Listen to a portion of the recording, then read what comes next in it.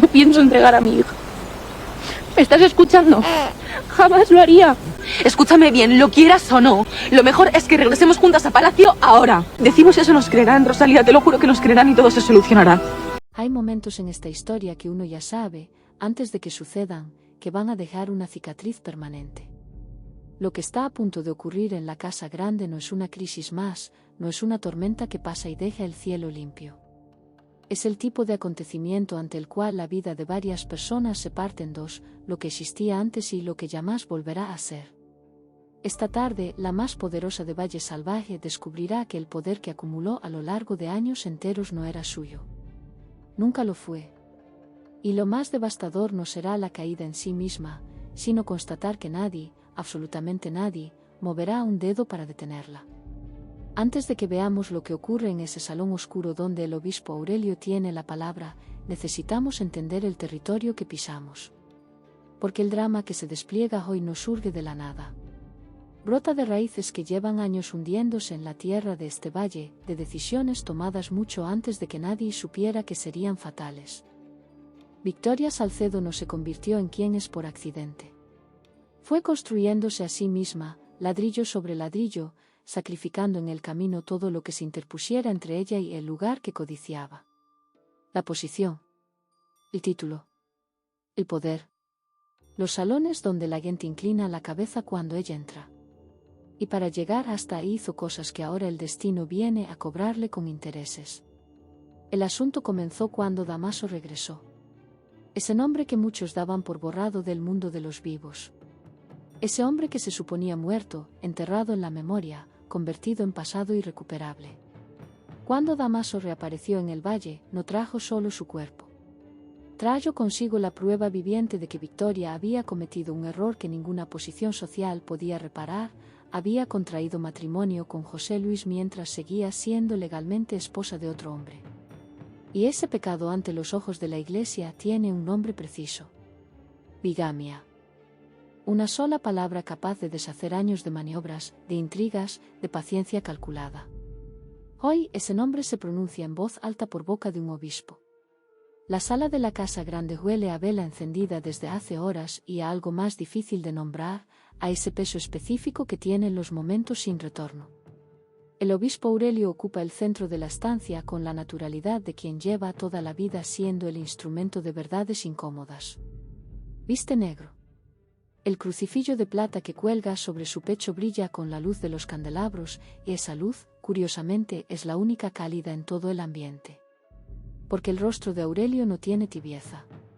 Sus ojos recorren la habitación con esa calma sin fondo de quien ya ha tomado su decisión mucho antes de llegar y que solo está aquí para comunicarla.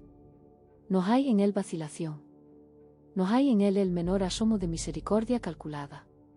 Debo entregar mis actas a los implicados en este escándalo, dice. Pocas frases en toda esta historia han tenido el peso de estas. No porque sean dramáticas en su forma, sino por lo contrario, por la absoluta frialdad con que son pronunciadas. El obispo no levanta la voz. No señala con el dedo. Simplemente nombra la realidad como si fuera un inventario. Y con ese gesto lento, casi litúrgico, extiende el documento oficial hacia los que tienen nombre en él. José Luis, el hombre que durante años fue el duque incontestable de este territorio, recibe el pergamino con manos que no terminan de encontrar dónde apoyarse. Su rostro tiene esa expresión específica del que acaba de comprender que el suelo en el que creía estar parado era, en realidad, una ilusión. No hay cólera en él en este instante. Hay algo peor, el reconocimiento. El silencio de quien entiende que una parte de lo que está ocurriendo es consecuencia de algo en lo que él también participó. Y después está Victoria. No hay palabra en castellano que capture exactamente lo que le sucede a Victoria Salcedo cuando ese documento llega a sus manos. Los labios apretados en una línea fina. La barbilla que se mantiene alta por puro músculo, porque si algo ha aprendido esta mujer es que la postura es lo último que se cede. Sus ojos leen sin que el rostro acuse el impacto. Y sin embargo hay una fractura interna que atraviesa la escena entera, invisible pero perceptible, como el ruido sordo que precede al derrumbe de una estructura. Victoria ha invertido su vida entera en ser intocable. Recordemos el camino. Recordemos cada movimiento, cada sacrificio, cada elección que hizo durante años para aproximarse a ese centro de poder que representaba el apellido Gálvez de Aguirre. No fue una conquista accidental. Fue una campaña meticulosa, ejecutada con la paciencia de quien sabe que los grandes objetivos no se alcanzan en línea recta sino mediante una serie interminable de pequeñas maniobras. Cada alianza forjada en el momento exacto. Cada persona removida del camino con el mínimo de ruido posible. Cada situación empullada en la dirección que convenía. Y todo eso para llegar aquí, para ser la señora de la casa grande, para llevar ese nombre, para que los demás la miraran desde abajo. Y ahora un hombre con un crucifillo de plata borra todo eso con un sello de cera. La ironía es atroz y Victoria lo sabe. No lo dice porque Victoria rara vez dice lo que sabe. Pero en el instante en que sus ojos terminan de leer el documento, en el instante en que comprende en su totalidad lo que significa ese papel sellado, algo en ella entiende que ha llegado el momento que temía sin reconocer que lo temía. El momento en que la deuda acumulada por años de manipulación vence y se cobra de una sola vez. Esto no puede estar pasando. Son las palabras que le ruedan por dentro, pero que apenas logran convertirse en un murmullo casi inaudible. No a mí. No después de todo. Pero está pasando. Y lo más devastador no es la condena en sí misma. Lo más devastador es voltear hacia el hombre por el que, en algún nivel, lo sacrificó todo, y encontrarse con que José Luis tiene los ojos fijos en el suelo. Que no la mira. Que sus mandíbulas están apretadas como si el solo acto de permanecer en esa habitación le costara algo enorme. Victoria lo busca con la mirada. No para pedir salvación, porque Victoria no pide salvación. Pero sí, quizás, para encontrar en ese hombre algo que confirme que no está completamente sola en este momento. Y no lo encuentra. José Luis aprieta los puños hasta que los nudillos pierden el color. Está atrapado y lo sabe. Cualquier gesto de apoyo hacia Victoria en este instante lo arrastraría al fondo junto a ella. Y él también tiene cosas que proteger, su nombre, lo que queda de su honor, el futuro de una familia que este escándalo ya ha dañado con solo haberse vuelto público. La bigamia no mancha únicamente a la duquesa. Mancha el apellido entero. Y José Luis, orgulloso por formación y por temperamento, no puede permitirse ese lujo.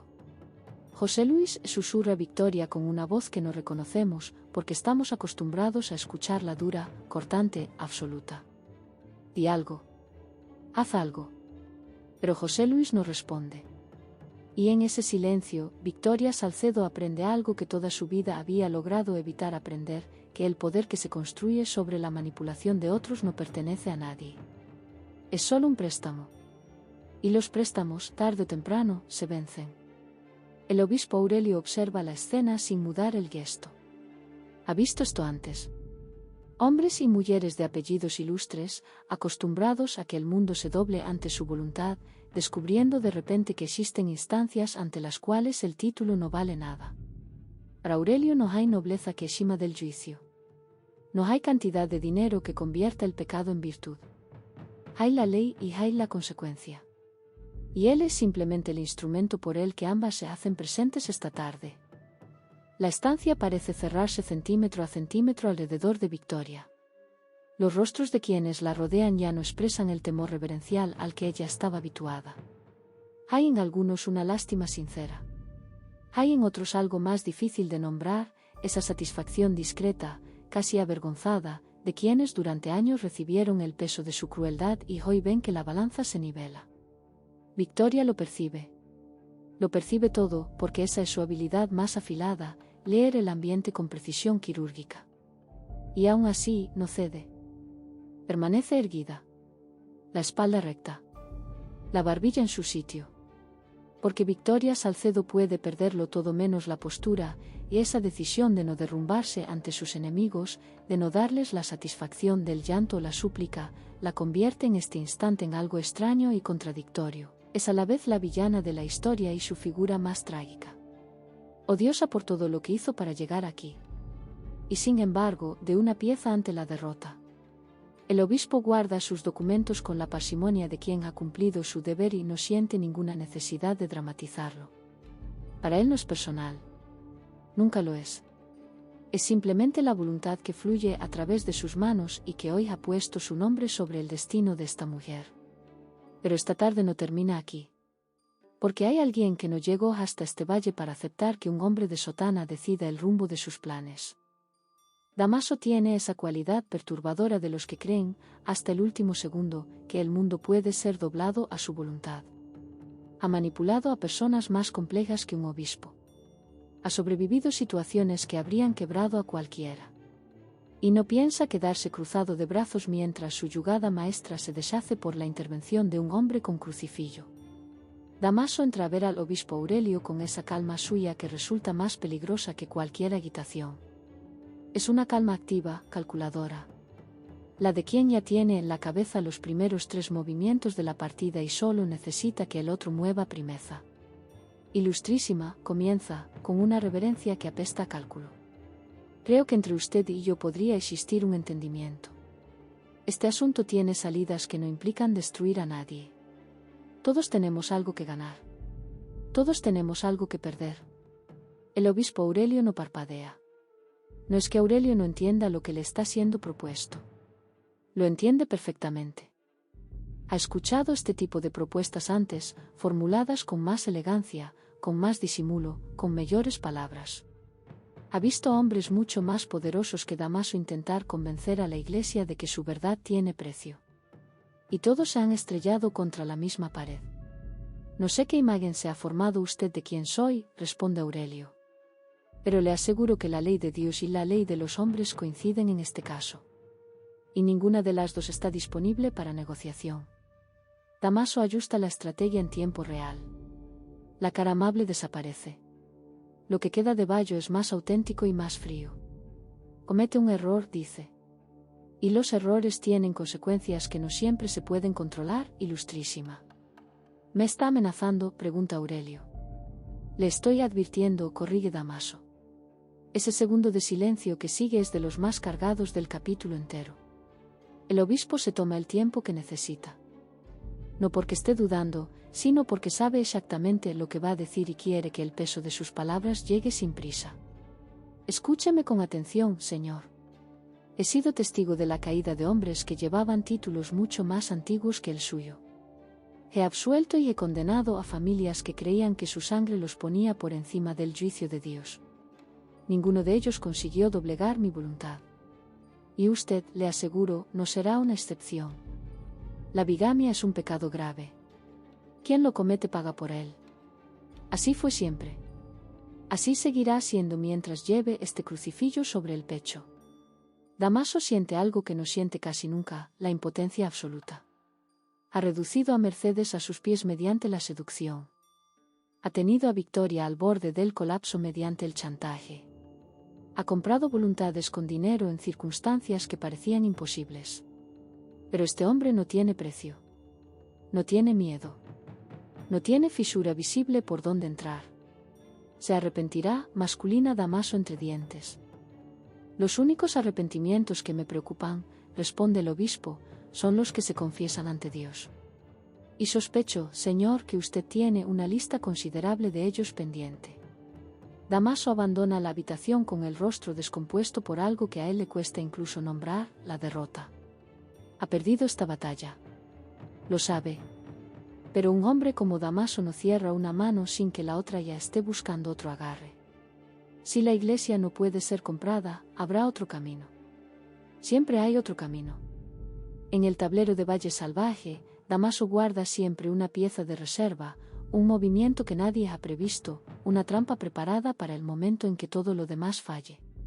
Y mientras Victoria recibe su condena y Damaso acusa su primera derrota real, en la casa pequeña se está cocinando algo de una naturaleza completamente distinta. No hay obispos aquí. No hay pergaminos ni crucifijos. Solo una mesa de madera, un jarro de porcelana y una taza que espera. Objetos cotidianos. Objetos inocentes. Objetos que esta noche cargan con el peso de una vida. La luz de las velas da a la sala un aspecto de aparente serenidad. Las sombras son largas, los contornos son suaves, y sin embargo hay en el aire algo que no cuadra. Una tensión que no se nombra pero que se siente con cada palabra y con cada silencio. Benigna está de pie junto a la mesa. Uniforme impecable, cofia en su sitio. Pero su cuerpo habla un idioma diferente al de su postura, los hombros tensos hacia adentro, la mirada que evita encontrarse con nada que tenga ojos, las manos que sostienen la taza con un temblor apenas perceptible que lleva horas intentando controlar sin conseguirlo del todo. Porque Benigna sabe lo que hay en esa taza. Y ese saber la está comiendo por dentro. ¿Ya está lista la tisana, Benigna?, pregunta Matilde desde su asiento con esa voz suave y confiada de quien no tiene ninguna razón para desconfiar. Sí, señora. Cuando quiera. Hay un exceso en la rapidez de esa respuesta. Un medio segundo de más que Matilde, que ha aprendido a leer los silencios y los gestos de este valle, no deja pasar sin notarlo. ¿Estás bien?, pregunta. Con dulzura, pero con esa atención que se instala en los ojos cuando algo no termina de encallar. Sí, sí.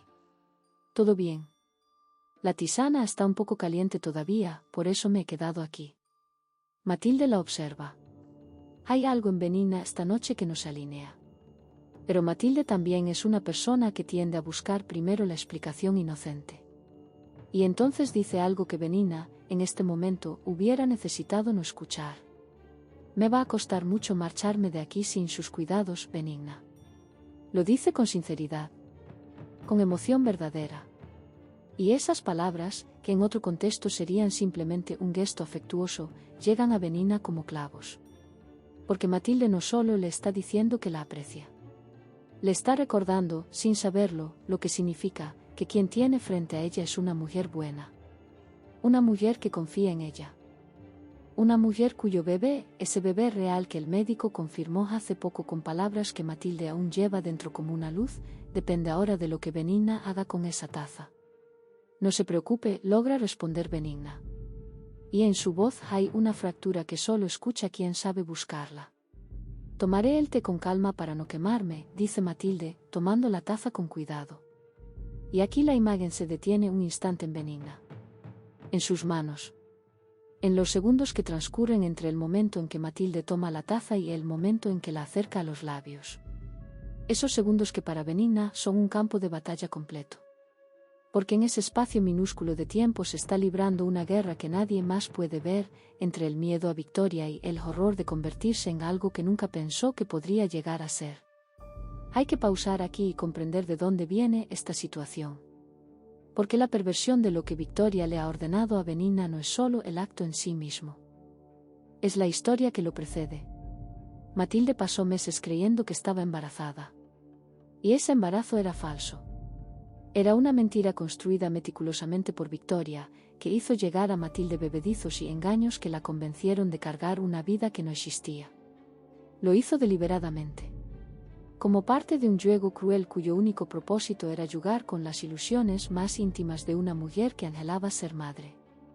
Matilde sufrió lo indecible durante ese tiempo, la alegría falsa, la esperanza fabricada, el engaño sostenido con la precisión de una artesana del daño. Y luego llegó la confirmación real. Un galeno. Un examen. Un veredicto que nadie esperaba ya, el embarazo era auténtico. La vida había echado raíces de verdad. Después de todo el engaño, después de todo el sufrimiento inducido, el milagro genuino había ocurrido. La alegría de Matilde y Atanasio al saberlo fue de esas que se guardan para siempre, de las que no necesitan palabras porque las palabras siempre se quedan cortas. Y ahora Victoria, condenada por el obispo, despollada de todo pero incapaz de dejar de causar daño, ha ordenado que eso también le sea arrebatado a Matilde. Que ese bebé que Matilde finalmente puede llamar real sea destruido antes de nacer. Con una taza de té. Con las manos de una criada que nunca quiso ser parte de nada de esto. Benigna lo sabe todo. Y ese conocimiento, esa conciencia clara del crimen que se le ha encomendado, es lo que la tiene destrozada por dentro. Miren sus manos. Miren sus ojos. Miren la distancia que pone entre su cuerpo y la escena, como si pudiera separarse físicamente de lo que está ocurriendo. Benigna no es una persona malvada. Eso hay que decirlo con claridad, porque en los grandes dramas tendemos a simplificar, están los villanos y están las víctimas, y los que caen en el medio quedan aplastados entre ambas categorías sin que nadie se detenga a mirarlos de verdad. Benigna llegó a este valle buscando lo que busca casi todo el mundo, ganarse el pan con honradez. Y fue cayendo, casi sin darse cuenta, en las redes de Victoria. Un secreto guardado. Un favor que no se podía negar. Una complicidad pequeña que ya implicaba demasiado como para echarse atrás. Y luego otra. Y luego otra. Y cuando quiso mirar hacia el lugar por el que había entrado, ya no podía ver la salida. Así trabaja el poder de la Salcedo. No a golpes. Acumulación. A capas de deuda y de miedo que se van superponiendo hasta que la persona está hundida sin haber sentido el momento exacto en que empezó a hundirse. Benigna no es la primera víctima de este mecanismo. A lo largo de esta historia, Victoria ha convertido a personas decentes en instrumentos de su voluntad mediante la misma lógica, primero la pequeña complicidad, luego la amenaza velada, luego la incapacidad de salir sin perder algo vital. Y cuando llegas al fondo, cuando ya estás haciendo cosas que te producen asco, Victoria sabe que eres completamente suya porque ahora tienes tanto que perder como ella. Eso es exactamente lo que le ha pasado a Benigna. Y eso, queridos espectadores, merece algo más que condena. Merece comprensión. Matilde acerca la taza a sus labios. El vapor sube. Benigna no respira. Y en ese momento suspendido, en ese instante que parece durar más de lo que los relojes permiten, algo ocurre dentro de Benigna que es difícil de describir porque no tiene sonido ni gesto visible. Es una decisión que se toma antes de que exista como acto. Una línea que se cruza en el interior de alguien antes de que el mundo exterior la vea. Benigna no puede seguir. No puede permitir que eso ocurra. No porque no tenga miedo de Victoria, que lo tiene. No porque haya dejado de estar atrapada, porque lo está. Sino porque hay un límite que incluso los más vulnerables tienen, un punto en que la conciencia deja de poder ser ignorada. Y ese punto es, para Benigna, este instante. La decisión llega envuelta en temblor, comunica que quiere marcharse del valle. Que no puede continuar. Que prefiere enfrentar las consecuencias de su partida antes que seguir siendo la mano ejecutora de órdenes que la están matando por dentro. Pero Victoria, incluso en su caída, incluso despollada del título y condenada por la Iglesia, no pierde ni un gramo de su capacidad de causar daño. Y cuando Benigna le comunica su intención de partir, la duquesa despollada la recibe con una frialdad que hace que el aire del salón parezca descender varios grados. Supongo que si marcha es porque ha cumplido con sus obligaciones. Me equivoco. Cada palabra es un cuchillo. No por su volumen, sino por su precisión. Victoria no grita. No amenaza con palabras directas. Lo que hace es más sofisticado y más perverso, convierte la salida de Benigna en una deuda que hay que saldar antes de ser libre. La libertad tiene un precio. Y ese precio es el bebé de Matilde. Victoria observa a Benigna de arriba a abajo. No con un movimiento del cuerpo, sino con la sola presión de los ojos. Ese peso específico de la mirada de la Salcedo que Benigna ha aprendido a temer durante todos estos meses. Y Benigna se encoge. No porque quiera, sino porque ese es el efecto que Victoria produce incluso cuando está cayendo, que los que están cerca de ella se sientan más pequeños. ¡Qué mujer, queridos espectadores! ¡Qué frialdad tan absoluta! Victoria está condenada. Victoria ha perdido su título, su posición, el respeto que se ganó a golpe de maquinación durante años. Y aún así, en la sala de una casa pequeña, ante una criada aterrorizada, sigue siendo capaz de ejercer exactamente el mismo tipo de poder que la ha definido siempre, el poder de paralizar. Yo solo quiero irme, señora, logra decir Benigna con una voz que apenas sostiene su propio peso. Todos queremos muchas cosas, responde Victoria. Pero las cosas se ganan. Y usted todavía no ha ganado su libertad. La amenaza queda en el aire sin necesitar más palabras. Y Benigna comprende que no va a ser tan fácil. Que Victoria no la va a dejar escapar de esto sin que ella pague el precio exigido. Y mientras Benigna se debate entre el miedo y la conciencia, en otro rincón de la casa pequeña llega algo que aumenta aún más la sensación de peligro que lo envuelve todo, una nota. Un papel que aparece en el momento menos esperado y que Atanasio sostiene entre sus manos con un gesto que lo dice todo antes de que diga una sola palabra. Matilde, a su lado, lo observa. Observa cómo el semblante de Atanasio se cierra al leer. Observa cómo algo en él cambia con cada línea. Y siente ese frío específico que se instala en el pecho cuando comprendes que la amenaza que siempre supiste que estaba ahí acaba de volverse concreta y visible. Atanasio intenta controlarse. Es un hombre que prefiere ser el primero en recuperar la calma, en ofrecer una perspectiva que no sea el pánico. Pero esta noche le cuesta más de lo habitual. Porque él también sabe lo que está en juego. Sabe que en Valle Salvaje la felicidad no tiene periodo de garantía, que detrás de cada momento de paz existe siempre la posibilidad de que alguien llegue a arrebatarlo. Matilde le toma la mano. Y esa imagen, tan simple, tan humana, resume todo lo que esta pareja ha tenido que construir a base de perseverancia. Recordemos por un momento de dónde vienen. Recordemos las humillaciones que Matilde ha soportado por obra de Victoria durante meses.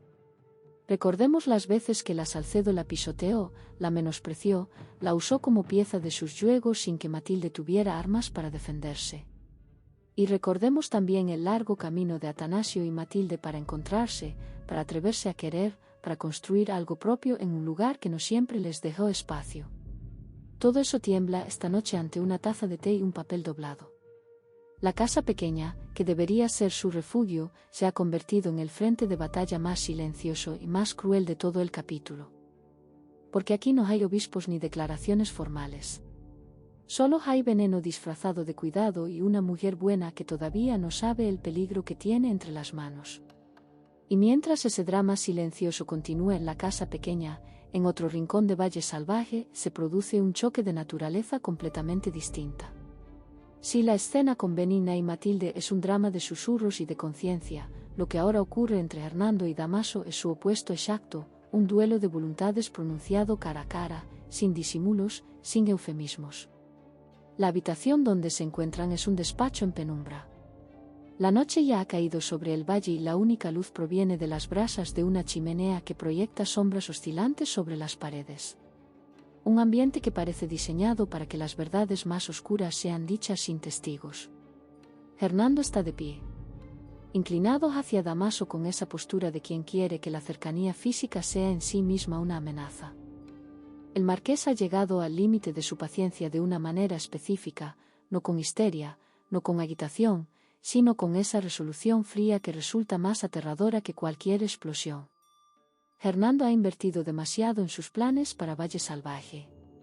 Ha tejido demasiados hilos, calculado demasiados movimientos, esperado demasiado tiempo.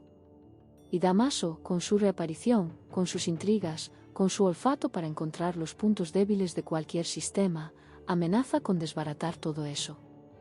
Hernando no puede permitirlo. Damaso, por su parte, está sentado. Es un detalle que no es casual, sentarse cuando el otro está de pie es una declaración. Es decirle al mundo que la proximidad del marqués no le produce ningún efecto. Y esa indiferencia calculada, esa negativa de su cuerpo a reconocer la amenaza, enciende en Hernando algo que ya estaba caliente. No sé cómo decírselo, responde Damaso ante las primeras palabras de Hernando, pero sus amenazas no me asustan. Y entonces Hernando pronuncia la frase que enfría el aire de toda la habitación. Le aseguro que brindaré sobre su tumba. No es una metáfora. No es una exageración retórica. Es una declaración de intención pronunciada con la serenidad de quien ha tomado una decisión que ya no necesita revisar. Hernando no está anunciando que está enfadado con Damaso. Está anunciando que piensa matarlo. Y que celebrará su muerte. Queridos espectadores, hay que detenerse un momento aquí. Porque esta frase no aparece sola. Tiene un contexto que la vuelve aún más real y más aterradora. Recordemos que ya hubo un intento previo contra la vida de Damaso y Victoria.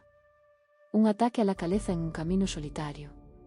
Un plan diseñado para que esa noche fuera la última de ambos. Un plan que fracasó porque Damaso peleó con sus agresores y logró salvar tanto su propia vida como la de ella. Por muy poco.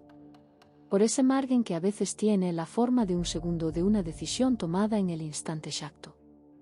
Pero ese fracaso no enfrió a quienes lo ordenaron. Al contrario. Los volvió más determinados. Damaso lo sabe. Sabe perfectamente que Hernando y José Luis están detrás de ese ataque. Y lo sabe y aún así está aquí, sentado, mirando al marqués con la calma de quien se niega a demostrar que tiene miedo porque el miedo sería la primera concesión, y Damaso no hace concesiones. La guerra entre estos dos hombres tiene una lógica que hay que comprender para entender cuánto hay en juego. Hernando representa el poder antiguo, el linaje, la convicción de que ciertas familias nacieron para mandar y que los advenedizos que tratan de colarse en ese círculo deben ser expulsados con la misma naturalidad con que se saca agua de un barco. Para Hernando, Damaso no es solo un problema.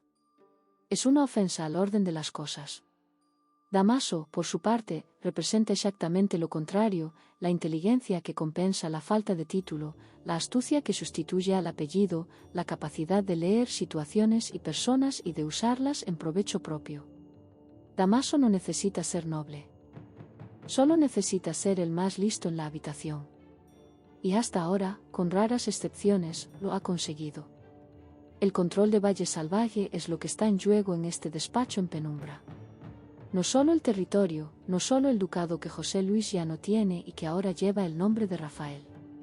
Está en juego la posesión de los secretos más oscuros de la familia Gálvez de Aguirre. Está en juego la capacidad de dictar las reglas de lo que viene. Y en esa guerra no hay neutrales. No hay observadores. Solo jugadores y víctimas. Hernando abandona la habitación sin que Damaso haya cedido un milímetro. Pero el aire que queda tras su salida no es el de la resolución. Es el de la pólvora. El de lo que precede la explosión. Ambos hombres saben que lo de esta noche fue solo el lenguaje. Que la acción llega después. Y que cuando llegue, no habrá forma de contenerla. La pregunta que queda flotando en la oscuridad del despacho es la más antigua de los conflictos: ¿quién golpea primero? Porque eso determinará todo lo que viene. Y mientras los poderosos miden sus fuerzas con amenazas de muerte y crucifijos de plata, en la cocina de la casa pequeña ocurre algo que parece trivial en comparación y que sin embargo lleva dentro de sí una de las cargas emocionales más grandes del capítulo. Porque el amor, cuando se tensa, también hace daño. Y a veces el daño más hondo no lo causan los enemigos sino las personas que más nos quieren. Atanasio llega hasta Pepa con paso rápido y con esa cara de quien trae una noticia que él considera excelente. Ya te avanzo que vais a poder disponer de la capilla el día, la hora y bajo las condiciones que queráis. Pepa lo mira. Lo mira con esa expresión específica de quien está escuchando algo que no tiene contexto previo para descifrar. Don Atanasio, discúlpeme, pero cuanto más habla menos le entiendo. Y entonces Atanasio comprende, con ese instante de caída que dan los malentendidos bien construidos, que Pepa no tiene ni idea de lo que está hablando. Que Francisco, su prometido, ha estado tomando decisiones sobre la boda sin informarle. Sin consultarla. Sin siquiera mencionarle que había movimientos en marcha. La escena se traslada a la cocina. Pepa y Francisco frente a frente. El ambiente doméstico, iluminado, cotidiano, contrasta con la temperatura de lo que se está diciendo. Pepa está indignada con esa indignación que no es solo enojo sino también dolor, porque lo que le molesta no es tanto la capilla como el hecho de haber sido excluida de una decisión que le pertenece tanto como a él. ¿Cómo tomas decisiones sobre nuestra boda sin contar conmigo? Francisco intenta defenderse con la lógica de quien cree que el fin justifica los medios. Quiero que nos casemos en la capilla de la Casa Grande. ¿Cuál es el problema? Pero el problema no es la capilla. El problema es que Francisco no ha entendido algo fundamental, que para Pepa, en este momento, la boda no es solo un evento logístico a organizar. Es una pregunta enorme que todavía no tiene respuesta. Una pregunta que no tiene que ver con la capilla ni con la fecha ni con el menú. Tiene que ver con si ella está segura de que ese sí es el que quiere pronunciar.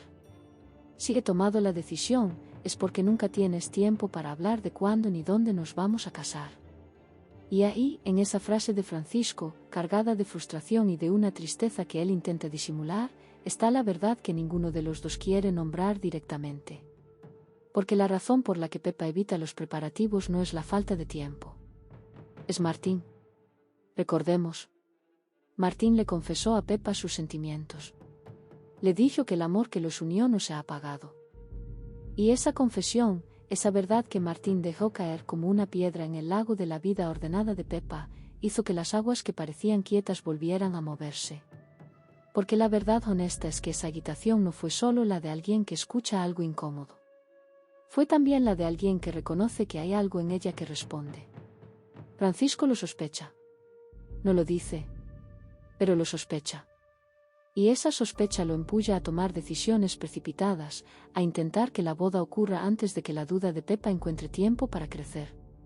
Lo que Francisco no ve o no quiere ver es que acelerar una decisión que todavía no está tomada solo genera más presión en la dirección equivocada. Y por si fuera poco, Francisco sigue pidiéndole a Martín que participe en los preparativos. Que diga unas palabras. Que esté presente en la celebración.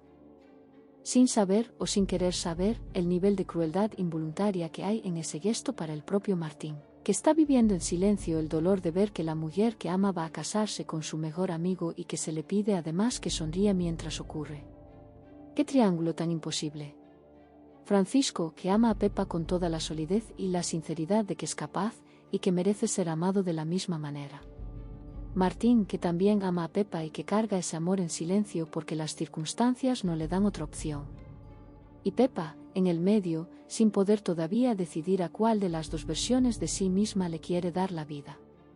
La Pepa que eligió a Francisco, que construyó con él algo estable y verdadero después de que Martín se fuera. La Pepa que cuando Martín regresó sintió que algo que creía resuelto volvía a estar abierto. La discusión en la cocina no tiene vencedor. Termina con ambos heridos y con más silencio que el que había al principio. Pepa desvía la mirada. Francisco aprieta los labios con esa resignación de quien ha dicho lo que tenía que decir y no sabe si llegó a donde quería llegar. Y en el aire, sin que nadie la formule, queda suspendida la pregunta más importante. ¿Se puede llegar al altar con el corazón dividido sin hacerle daño a todos? Una boda se construye sobre dos corazones que se liguen mutuamente con claridad. Y cuando uno de esos corazones todavía está mirando en dos direcciones, la promesa que se pronuncia frente a un altar lleva dentro de sí, desde el primer segundo, una grieta. Pepa lo sabe. Francisco lo intuye. Y Martín, el gran ausente de esta ecuación, carga ese saber en solitario desde hace semanas. Ahí, queridos espectadores. ¿Qué capítulo? ¿Qué tarde tan larga y tan densa para todos los que habitan este valle? Hemos visto a Victoria Salcedo recibir el golpe que nadie que la conozca puede decir que no esperaba, aunque verlo de verdad sigue siendo diferente a haberlo anticipado. El obispo Aurelio no llegó a negociar. No llegó a escuchar argumentos. Llegó a entregar un veredicto que ya estaba escrito y que Victoria, por primera vez en muchos años, no ha podido reescribir. Condenada por bigamia. Despollada. Erguida en su caída con esa dignidad glacial que la hace al mismo tiempo odiosa y extrañamente imposible de ignorar. Hemos visto a Damaso estrellarse contra el único tipo de muro que sus herramientas habituales no pueden derribar, un hombre que no tiene precio. Aurelio lo ha despachado con la misma serenidad con que se pone a un estudiante en su lugar, y eso, para alguien como Damaso, es tal vez el tipo de derrota más difícil de digerir. No la derrota ante alguien más fuerte. La derrota ante alguien que sencillamente no juega el mismo juego. Hemos temblado con Benigna, con esa taza de té entre las manos, con el peso de una orden que la está destruyendo por dentro, dividida entre el miedo a una mujer que sabe exactamente cómo paralizarla y el horror de convertirse en algo que nunca pensó que podría llegar a ser. Y hemos visto a Victoria, incluso caída, intentar atar a Benigna a su voluntad con la única arma que le queda, la deuda. Hemos asistido al enfrentamiento entre Hernando y Damaso, ese duelo de voluntades en la penumbra donde se pronunció la frase más escalofriante del capítulo. Brindaré sobre su tumba. No una metáfora. Una promesa.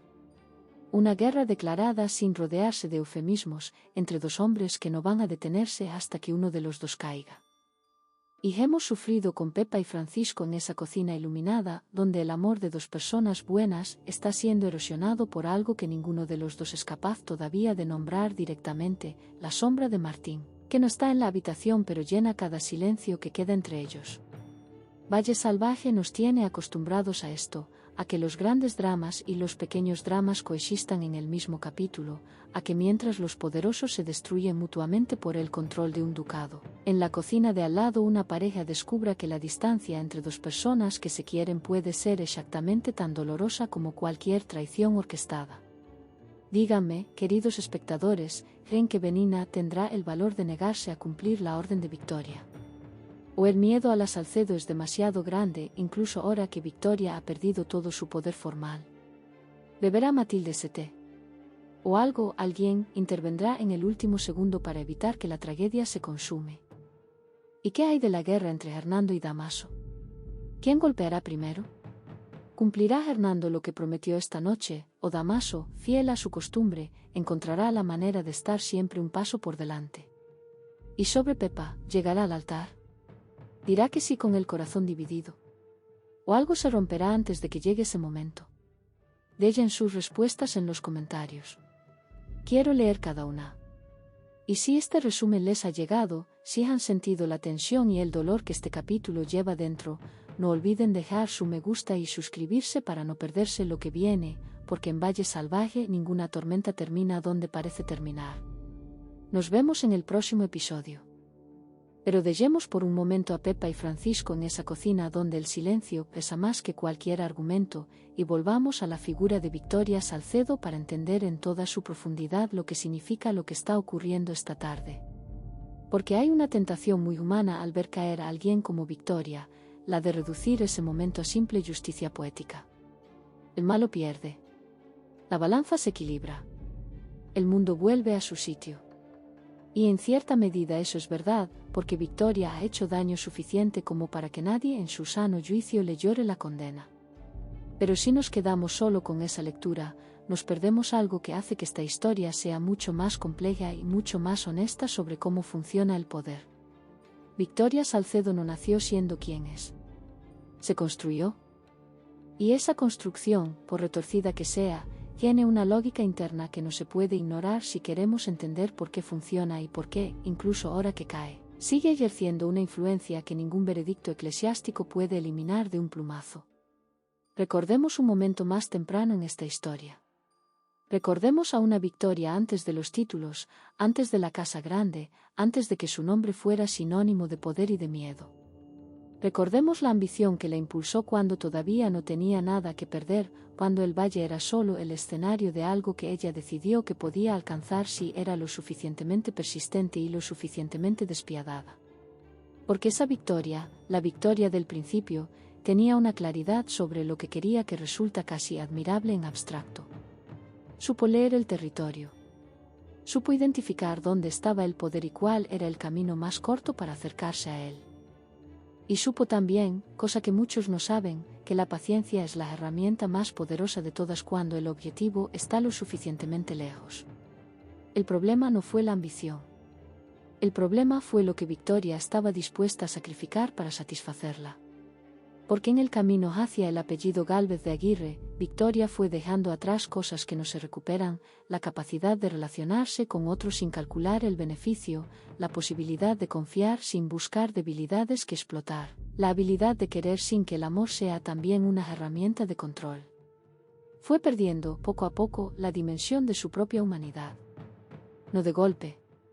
No en un momento dramático que ella pudiera haber identificado y ante el cual hubiera podido decidir detenerse, sino en una serie de pequeñas elecciones, cada una de ellas aparentemente razonable en su contexto, que fueron moldeando a la mujer que hoy recibe el veredicto del obispo Aurelio sin poder oponer nada. Y lo más trágico, lo más genuinamente trágico de la situación de Victoria esta tarde, es que ella no tiene a nadie a quien echarle la culpa que no sea ella misma. Porque a diferencia de Benina, que fue atrapada en una telaraña ajena, Victoria tejió su propia telaraña. Y ahora está atrapada en ella. José Luis no va a defenderla. No puede. Y ella lo sabe. El obispo no va a retractarse. No tiene razón para hacerlo. Y ella lo sabe. Damaso no va a salvarla. Nunca fue eso. Y ella, en algún nivel que no se permite reconocer abiertamente, también lo sabe. Lo que Victoria tiene esta tarde es lo que siempre ha tenido y que resulta ser lo único que sobrevive cuando todo lo demás se va, sí misma. Su postura. Su negativa a derrumbarse. Esa fortaleza extraña y fría que hace que incluso en su peor momento sea incapaz de darle a nadie la satisfacción de verla pequeña. Es una forma de valentía. No del tipo que produce admiración espontánea, porque viene envuelta en demasiada crueldad acumulada. Pero es valentía de todos modos. Y Valle Salvaje, en sus mejores momentos, nos obliga a sostener esas dos cosas al mismo tiempo, que alguien puede merecer lo que le está pasando y aún así ser un personaje que no se deja reducir a un simple merecimiento. Mientras Victoria permanece erguida bajo el peso de su condena, en otro rincón del valle hay alguien que lleva días cargando su propio tipo de peso. Martín no es el protagonista de ninguna escena de este capítulo. Está, como suele estar últimamente, en el borde de la historia, presente pero sin voz directa, observando cómo se mueve la vida de Pepa desde un ángulo que nadie más puede ocupar. Porque Martín sabe cosas que Francisco no sabe. Sabe lo que hay entre él y Pepa que no se ha resuelto. Sabe que la conversación que tuvieron, la confesión que le hizo de sus sentimientos, no fue un monólogo sin respuesta. Pepa escuchó. Y la manera en que escuchó le dijo a Martín algo que no estaba en las palabras que ella pronunció sino en las que no pronunció. Y aún así, Martín hace lo que hace, participa donde se le pide. Mantiene la compostura. Sonríe cuando toca sonreír. Porque Francisco es su amigo. Y porque Martín tiene el tipo de carácter que pone por delante de su propio dolor el no causarle dolor a otros. Eso no lo hace virtuoso en el sentido plano de la palabra. Lo hace humano. Profundamente, complicadamente humano. El padre de Francisco, Amadeo, observa todo esto con esa perspectiva que da la experiencia. Ha visto bastante vida como para reconocer cuando una situación tiene la geometría de la complicación. Ha visto a su hijo. Ha observado a Pepa. Y ha notado a Martín. Y en la suma de esas tres observaciones ha llegado a una conclusión que no sabe cómo comunicar sin hacer más daño del que quiere prevenir. Porque Amadeo no quiere que Francisco sufra. Pero tampoco quiere que Francisco construya un matrimonio sobre una base que tiene fisuras desde antes de colocarse. Eso no es amor. Eso es una tragedia diferida. La pregunta que Amadeo se hace en silencio mientras observa el movimiento de las personas en la casa pequeña es la misma que nos hacemos nosotros desde fuera, ¿hasta dónde puede llegar el silencio de Pepa antes de que su peso se vuelva insostenible? ¿Hasta qué punto puede uno casarse con una buena persona mientras una parte de sí mismo está mirando hacia otro lado? No hay respuesta fácil. Las hay en las telenovelas de guión simple, donde el corazón habla claro y todos actúan conforme a lo que sienten. Pero Valle Salvaje no es una telenovela de guión simple. Es una historia donde los personajes se mienten a sí mismos con la misma frecuencia con que se mienten entre ellos, donde las decisiones más importantes se toman no por claridad sino por miedo a las consecuencias de elegir. Y Pepa, en este momento, está eligiendo por miedo. El miedo a hacerle daño a Francisco. El miedo a lo que significa admitir que algo en ella sigue respondiendo al nombre de Martín. El miedo al tipo de verdad que no se puede desdicha una vez que se dice en voz alta. Mientras tanto, el valle sigue su ritmo. Las velas de la casa grande siguen ardiendo. El documento del obispo Aurelio sigue existiendo, con su sello de cera y su tinta que ya no se puede borrar. Victoria sigue siendo Victoria aunque ya no tenga el título que la definía. Damaso sigue siendo Damaso aunque haya perdido esta batalla con Aurelio. Hernando sigue siendo Hernando aunque sus amenazas de muerte resuenen en una habitación vacía. Y en la cocina de la casa pequeña, Atanasio sigue sosteniendo esa nota con una preocupación que intenta controlar para no alarmar más a Matilde. Y Matilde sigue siendo la persona que siempre ha sido, alguien que intuye más de lo que le dicen, que lee entre líneas con la precisión que de haber sido engañada demasiadas veces y haber aprendido, a un precio muy alto, a no ignorar esa voz interior que advierte. Es esa voz la que esta noche le ha dicho que algo en Benigna no cuadraba. Que había algo demasiado rígido en su postura, demasiado medido en sus respuestas, demasiado ausente en su mirada habitual. Matilde no sabe todavía lo que hay en esa taza. Pero algo en ella pregunta. Y esa pregunta, ese instinto de supervivencia disfrazado de curiosidad cotidiana, es quizás lo único que esta noche puede interponerse entre Matilde y la tragedia que Victoria orquestó desde su caída. Porque al final, queridos espectadores, Valle Salvaje siempre nos lleva al mismo lugar, a la pregunta de si el bien tiene suficiente fuerza como para resistir a lo que el mal organiza con mucho más tiempo, mucho más frialdad y mucho menos escrúpulo. A veces la respuesta es que sí. Que la inocencia tiene una protección invisible que la maldad no puede calcular. Que el instinto de los buenos, precisamente porque no está contaminado por el cálculo, puede ver lo que los estrategas no ven. Y a veces la respuesta es que no, que el poder que no tiene límites morales lleva ventaja exactamente porque no tiene límites morales. Que Victoria gana esta jugada porque Benigna tiene demasiado miedo para detenerse. No lo sabemos todavía. Esa incertidumbre es exactamente lo que nos mantiene aquí, capítulo tras capítulo, semana tras semana, sin poder apartar los ojos de este valle lleno de personas que se hacen daño y que a veces, solo a veces, se salvan. Eso es Valle Salvaje. Un lugar donde el destino siempre está a punto de cambiar y donde nadie, ni los más poderosos ni los más inocentes, puede darse el lujo de sentirse seguro durante demasiado tiempo. Pensemos por un momento en la arquitectura de todo lo que hemos visto hoy. Porque los capítulos de Valle Salvaje no son nunca un desfile de escenas inconexas. Tienen una lógica interna que a veces solo se revela cuando uno da un paso atrás y mira la imagen completa en lugar de cada pieza por separado. ¿Qué tienen en común el veredicto del obispo Aurelio, la tisana de Benigna, el enfrentamiento entre Hernando y Damaso, y la discusión en la cocina entre Pepa y Francisco? A primera vista, nada. Son historias de personas distintas, en lugares distintos, con problemas de escala completamente diferente. La condena de una duquesa y la indecisión sentimental de una cocinera parecen habitar universos que no se tocan. Pero sí se tocan. Lo que une todas estas historias es la misma pregunta formulada de maneras diferentes: ¿hasta qué punto puede una persona mantenerse fiel a sí misma cuando las circunstancias la empujan en otra dirección? Victoria no se mantuvo fiel a sí misma. Se mantuvo fiel a su ambición, que es una cosa distinta.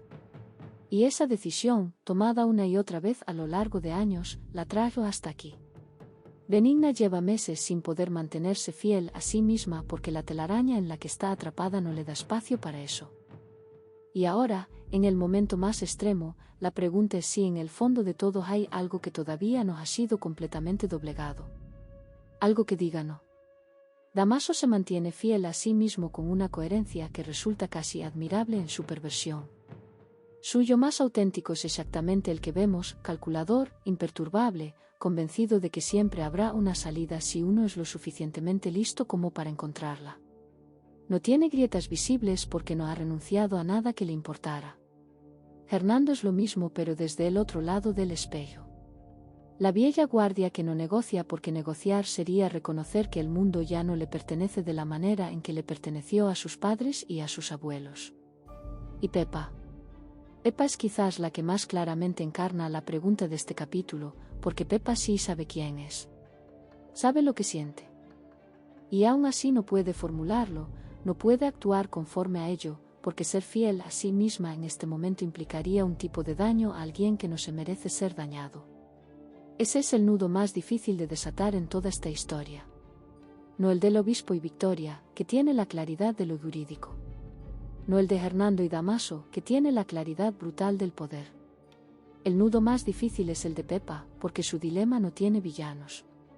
Tiene dos hombres buenos y un corazón que no puede partirse en dos. Y en ese tipo de situaciones, Valle Salvaje no nos da respuestas fáciles. Nos da tiempo. Nos hace sentir el peso de cada segundo antes de que algo se decida. Nos mantiene en la incomodidad de no saber qué es exactamente la incomodidad en que viven los personajes. Eso es lo que hace que este drama funcione. No los golpes de efecto, aunque los haya y sean buenos. Sino esos momentos de quietud tensa donde nada ha ocurrido todavía pero todo está a punto de ocurrir. Donde la taza está en el aire antes de caer. Donde la frase está en la garganta antes de salir. Donde la decisión está formándose antes de tener nombre. Y nosotros, desde aquí, solo podemos seguir mirando. Esperando. Preguntándonos si Benigna encontrará el valor que necesita. Si Matilde estará a salvo esta noche. Si Damaso sobrevivirá a la guerra que Hernando acaba de declararle sin titubeos. Si Pepa llegará al altar o si algo, alguien, una verdad que ya no se puede seguir ignorando, la detendrá antes. Las respuestas están en el próximo episodio. Y eso, queridos espectadores, es exactamente por qué no podemos dejar de volver.